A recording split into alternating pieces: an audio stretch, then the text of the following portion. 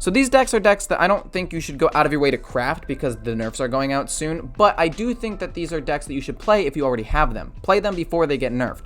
And the decks are first Rush Warrior. Rush Warrior is a deck I wanted to talk about because people in my chat were saying it wasn't very good anymore. They were saying that it's fallen off and they just haven't been performing well, and I don't think that it's fallen off at all. Even as just recently as yesterday, I went 10-2 with this deck, beating basically everything except a Priest and Mage, which are your two worst matchups, to be fair.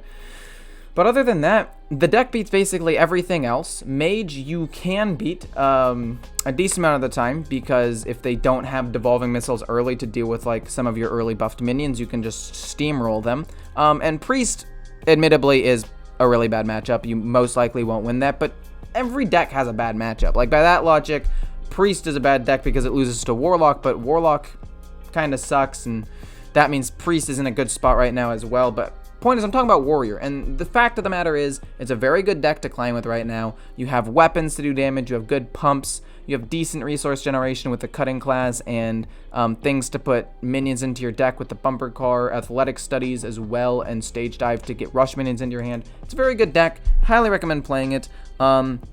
And I think that this deck is getting less focus on the nerfs than Mage and Paladin. So if any deck after the nerfs is going to be good, it's probably going to be this or Face Hunter, which I will, spoiler alert, get into in a second. Face Hunter is the next best deck because I think that it, along with Warrior, will probably get nerfed less than other decks that are really powerful right now. I think there's a lot more focus on Mage and Paladin right now than Warrior and Hunter because they seem more balanced and they're not played as much as those two classes. And because of that, I think this is a deck that you should play, learn to play, and maybe even invest a little bit into because the damage output's crazy. You can even out tempo decks like Priest, which usually has a ton of healing and removal. My win rate against Priest with this deck over the past 2 seasons has been like about 50%, and it's supposed to be a bad matchup for me. So yeah, I think the deck has a lot of promise. I've recently thrown in a Wand Maker because I want an extra minion on turn 2 just in case. I used to have 2 Knife Benders or 2 Piercing Shots, but I was like, they both kind of suck, but they're both kind of good. So I decided to just put in a whole new minion, and the extra 1-drop actually combos really well with the Initiate later on, and the Clocker Pack Runner, and most of the 1-drop spells are pretty good. Adorable Infestation, Demon Companion, Arcane Shot, Lock and Load to generate resources, Tracking to generate resources, and Wound Prey are all really efficient, good spells for 1 mana, so they really are getting a lot of value out of this Wand Maker. And I've played this deck with this card currently 4 times. I'm 4-0 with this build, but Face Hunter just in general is really, really good. So for this one, both Aggro and Secret Paladin can both be played. I personally like Secret Paladin more because the secrets allow for more interaction with what the opponent's doing, more mind games, and still pretty decent tempo and aggression. So I like the secret version more personally, but both work.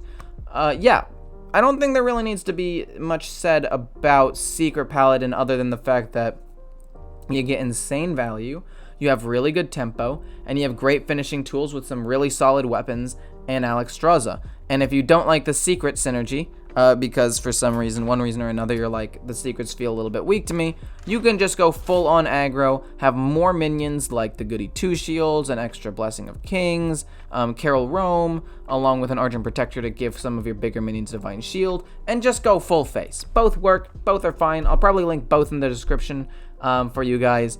And yeah, doesn't really need to be much said about this other than the fact that this will be nerfed. So if you want to craft it at your own risk. But if you already have it, abuse it for the next couple of days because it probably won't exist in the same state soon.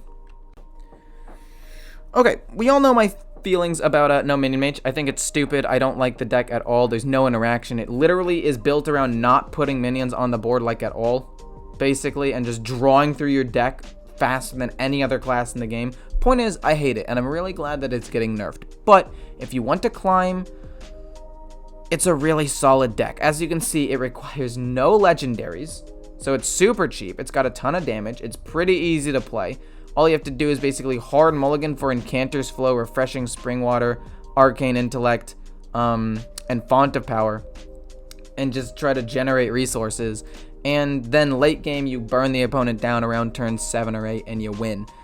Or you're playing against Hunter and you lose, which sometimes sucks. But overall, the deck is still really, really good. It is going to get nerfed, though. I think probably 2 cards in this deck are going to be nerfed when the nerfs go live. Maybe just 1.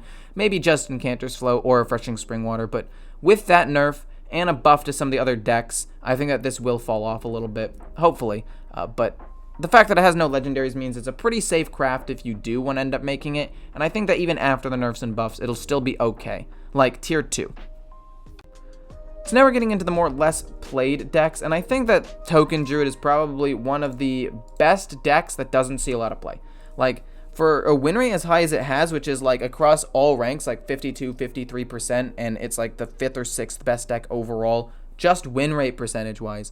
For it to be played maybe 2% of all decks is crazy. Like, it gets less play than, I think, worse decks, right? Like, Control Warlock sees a lot more play than this, which I think is just weird. Same with mid-range Demon Hunter sees more play than this deck, and a couple of other like weird decks that I don't think deserve to be played more. So yeah. Also, people might think that you're going Ramp Druid if you're playing Druid, so they might mulligan a little bit differently and think they have more time, and then you can just surprise burst him down. Overall, this deck is really, really strong. Basically, you just hard mulligan for Gibberling, anything that says Draw, Lunar Eclipse, and Glowfly Swarm. That's it. You hard mulligan for those.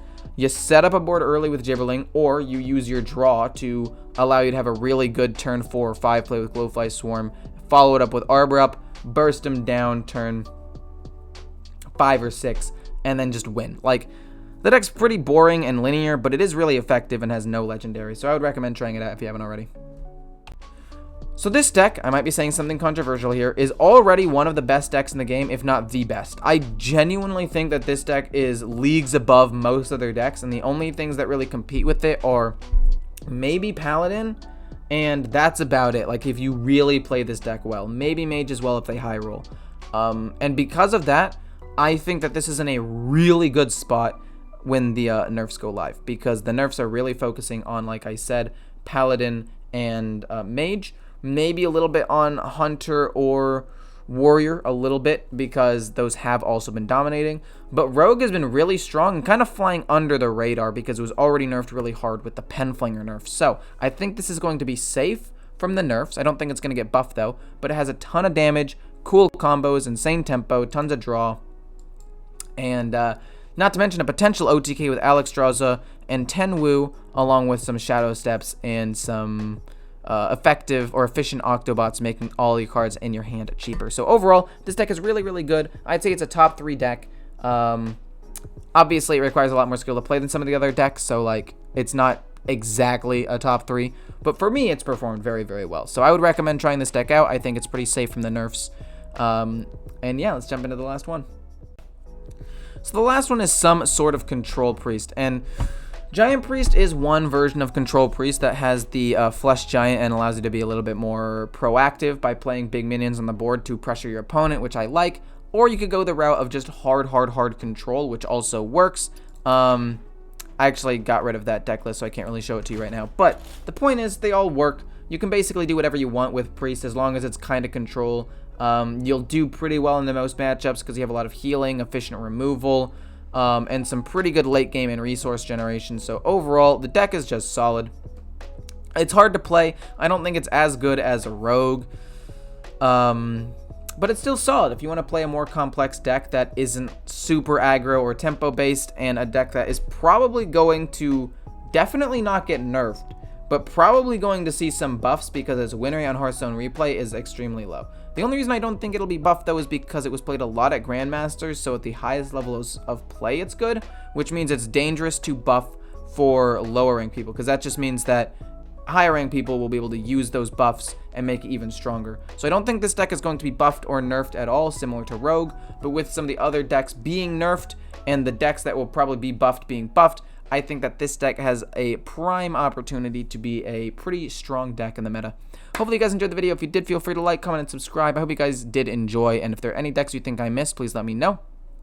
And some of the decks I'm not necessarily missing, like I think Ramp Druid's very good. I just didn't want to put it on the list because I already had a Druid deck, and I don't think it's as good as the other Druid deck, and I'm probably going to come out with a tier list shortly after the nerfs, so that way we can see what the best decks will be then. But overall, I think that this is a pretty good list, and if you want to play decks before the nerfs go live, these are the prime decks to go for. Hopefully you guys enjoyed the video like I said, and I'll see you in the next one. Bye.